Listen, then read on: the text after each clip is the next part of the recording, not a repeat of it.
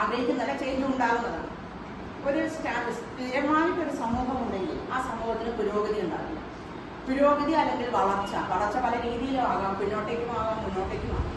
ആ ഒരു പുരോഗതിയിലേക്ക് നയിക്കുന്നത് ഒരു വ്യതിയാനമാണ്. ആ വ്യതിയാനത്തിന് ഒരുപാട് കാരണങ്ങളുണ്ട്, സാമ്പത്തിക രാഷ്ട്രീയ പല കാരണങ്ങളുണ്ട്. പക്ഷേ ഇവിടെ ഒരു സമൂഹത്തിനകത്ത് വരുന്നതിൽ ഏറ്റവും കൂടുതൽ സ്വാധീനിക്കപ്പെടുന്നത് ദൈക്ഷണിക ശക്തികളും അതുപോലെ വിപ്ലവാത്മകമായ ശക്തികളും. ചിലപ്പോൾ ഇത് രണ്ടും കൂടിച്ചേർന്നുകൊണ്ട് വരും.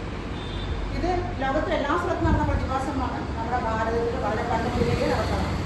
ചാർവകന്മാരാണ് ഒരു സമൂഹം എന്ന് പറയുന്നതിനകത്ത് പ്രധാനമായിട്ടും ആ സമൂഹം ഒരു ചട്ടവട്ടത്തിലേക്കും ഒരു ചിട്ടവട്ടത്തിലേക്കൊക്കെ വരുന്നത് അവരുടെ ഓർഡർ മത ഉത്തരവുകളും അതേപോലെ തന്നെ അവരുടെ അതിനെ പിടിച്ചു നിർത്തുന്നതിന് വേണ്ടിയിട്ട് അവർ കൊണ്ടുവരുന്ന കുറേ ആചാരങ്ങളും ഒക്കെയാണ് ഈ വ്യവസ്ഥിതികളൊക്കെയായിട്ട് മാറുന്നത്.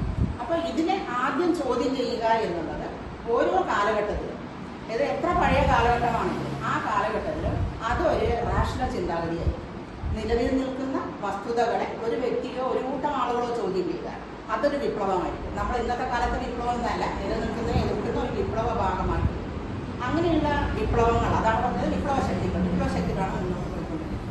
നമ്മുടെ ഹിന്ദുമതം എങ്ങനെയാണ് ഉണ്ടായത് നമുക്ക് എല്ലാവർക്കും അറിയാം.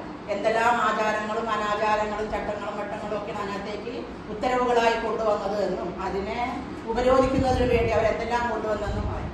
ഇതെല്ലാം മനസ്സിലാക്കിയിട്ട് അതിൽ നിന്നും ഉരുത്തിരിഞ്ഞ് വന്ന ഒരു സമൂഹത്തിന് ഒരു മാറ്റം വരുത്തണമെങ്കിൽ ആദ്യമായിട്ട് വേണ്ടത് ഈ മതത്തിൻ്റെ ചട്ടക്കൂടിനകത്തുള്ള മാറ്റം.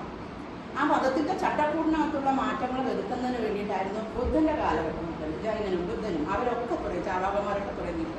അതുപോലെ മറ്റു പല പ്രശ്നങ്ങൾ പലതും ഉണ്ടായിരുന്നു. കബീറും എല്ലാവരും കൊണ്ടുവന്നിരുന്നത് ഈ രീതിയിലെ ചിന്തകളായിരുന്നു. പക്ഷേ പിന്നീട് അതിന് 19ാം നൂറ്റാണ്ടിൻ്റെ അവസാനത്തിലും അതൊക്കെ നമുക്ക് അറിയുന്ന കാര്യങ്ങളാണ്. 20ാം നൂറ്റാണ്ടിൻ്റെ ആദ്യത്തിലൊക്കെ ആയിട്ട് നവോത്ഥാന പ്രക്രിയ വന്നു ഇന്ത്യയിലുടനീളം. ഉത്തരേന്ത്യയിലുണ്ടായിരുന്നു, ദക്ഷിണേന്ത്യ, ഇന്ത്യ ഒട്ടാകെ ഉണ്ടായിരുന്നു അതിൻ്റെ പ്രകമ്പനം. പക്ഷേ ഉത്തരേന്ത്യയിൽ എന്ന് പറയുന്നതും നമ്മുടെ കേരളത്തിൽ എന്ന് പറയുന്ന ഒരു വ്യത്യാസമുണ്ട്. ഉത്തരേന്ത്യയിലുണ്ടായിരുന്നത് വരേണി വിഭാഗത്തിലുണ്ടായിരുന്ന നേതാക്കന്മാർ അല്ലെങ്കിൽ ദാർശനികന്മാരായിരുന്നു രംഗത്തേക്ക് വന്നിരുന്നത്. നമ്മുടെ കേരളത്തിലും ദക്ഷിണേന്ത്യയിലുമാണെങ്കിലും ഇവിടെ വന്നിരുന്നത് അടിസ്ഥാന വർഗത്തിലുള്ളവരാണ്.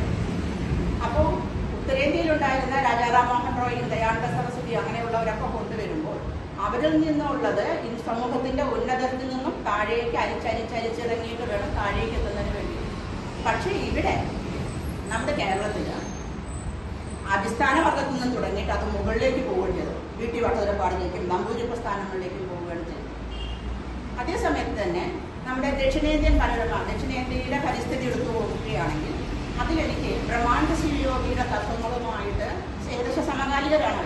അതിൽ ഒരു കമ്പാരിസൺ തോന്നുന്നത് മഹാരാഷ്ട്രയിലെ ജ്യോതിബാ റാവു, പിന്നെ ആന്ധ്രയിലുണ്ടായിരുന്ന ഗോപാൽ രാജരാമറാവു റോ, പിന്നീട് പെരിയാർ, വളരെ പ്രശസ്തനായ രാഷ്ട്രീയ രംഗത്തേക്കും ദേശീയ രംഗത്തേക്കൊക്കെ എത്തിയ പെരിയാർ രാമസ്വാമി. ഇതിൽ ഏറ്റവും കൂടുതൽ കിടക്കുന്നത് പെരിയാർ രാമസ്വാമിയോടാണ്. ദൈവം വേണ്ടേ വേണ്ട എന്ന് പറയുക, ബിംബങ്ങളെ തച്ചുടയ്ക്കുക, ഗണപതി വിഗ്രഹങ്ങളെ തച്ചുടയ്ക്കാൻ വേണ്ടി ആഹ്വാനം ചെയ്യുകയും ജാതി യാത്രയിൽ കഴുത്തിലെ പ്രതിമകളുടെ കഴുത്തിലെ ചെരുപ്പിട്ട് കൊടുക്കുകയും രാമരാജ്യത്തെ എതിർക്കുകയും ചെയ്തിരുന്ന രാമസ്വാമി. ആ ആശയങ്ങളുടെ തീവ്രത അല്ലെങ്കിൽ അതിതീവ്രത ഇവിടെ ബ്രഹ്മാണ്ഡ ശിവയിൽ നമുക്ക് കാണാൻ പറ്റും. ഒരു ദീക്ഷ സ്വീകരിച്ചിട്ടല്ല ബ്രഹ്മാണ്ഡ ശിവയുടെ ആയതെന്ന് നമുക്കൊക്കെ അറിയാം. അദ്ദേഹത്തിന് ബ്രഹ്മസങ്കീർത്തനം കൊടുത്തതിൻ്റെ ഭാഗമായിട്ട് അയ്യപ്പൻ ഗോപാലം കൊടുത്ത ഒരു അല്ല ബ്രഹ്മസമാജക്കാർ കൊടുത്തിരുന്ന ഒരു കിരീടമായിരുന്നു ബ്രഹ്മാണ്ഡ ശിവയോഗി എന്നത്. പക്ഷേ അതിനുശേഷം മാത്രമാണ് അദ്ദേഹം കുറച്ചൊക്കെ അത് ചെല്ലാൻ തന്നെ കാരണം അന്ന് ബ്രഹ്മസമാജം എന്ന് പറയുന്നത് ഒരു റാഷണൽ ഓർഗനൈസേഷനായിരുന്നു. ജാതി വ്യവസ്ഥയൊക്കെ ചോദ്യം ചെയ്തിരുന്നതായിരുന്നു. കോഴിക്കോട് അതിൻ്റെ ബ്രാഞ്ച് ഉണ്ടായിരുന്നു. അപ്പോൾ അവിടെ വെച്ചായിരുന്നു അദ്ദേഹം അന്ന് ലാറ്റിൻ സ്കൂളിൽ അധ്യാപകനായിരുന്നു.